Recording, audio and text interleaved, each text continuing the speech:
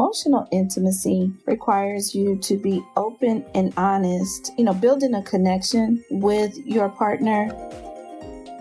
You are listening to It's All Mental Podcast, a show that empowers Black and Brown females on how to maintain good mental health through personal and real-life experiences. Each week, we explore various topics that any female can relate to. I am your host, licensed professional counselor, and owner of Glass Seats, Pamela Smith.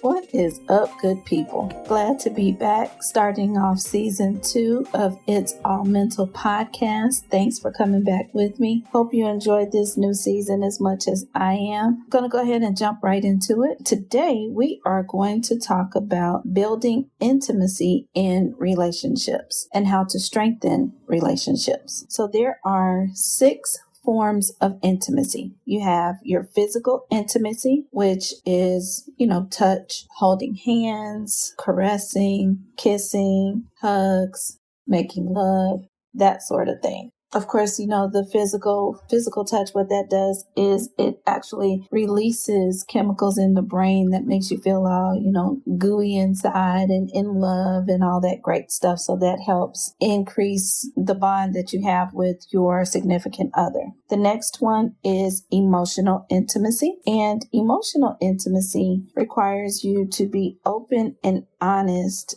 building a connection with your partner through sharing feelings and emotions. And I know there's a lot of guys out there that say, I don't want to share my feelings and emotions. It's overrated. Well, guess what? Pretty much every time you open your mouth and say something, you are sharing how you feel and or how you emote. So get used to it. The third one is intellectual intimacy, and that is loving your partner's mind, basically. That is a trait that some people look at, and that's how they are attracted to another. One way to build on this is you guys read a book together and discuss it, having meaningful conversations about anything really. But if you need some help choosing something, lyrics in a song or something a TV show or something that you watched or an issue that you guys are both aware about, and just having that open dialogue. The fourth one is spiritual intimacy, and that is, your shared religious beliefs and practices. So you guys may have,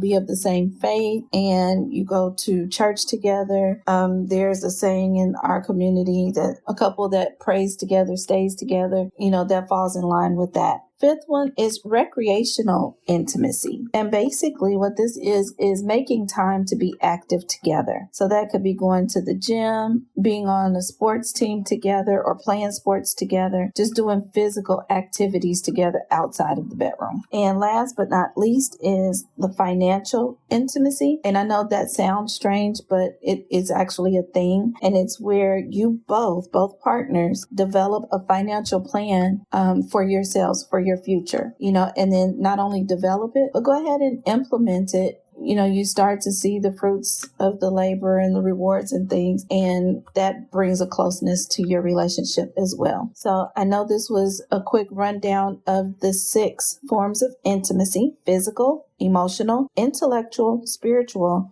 recreational, and financial. If you need any more information, feel free to send me an email, hit me up, let me know. I'll be more than happy to help out. All right, you guys have a good one. Thanks for listening to It's All Mental Podcast. If you could do us a favor and leave a review on Apple Podcast, that would be great. Until next week, I am your host, Pamela Smith.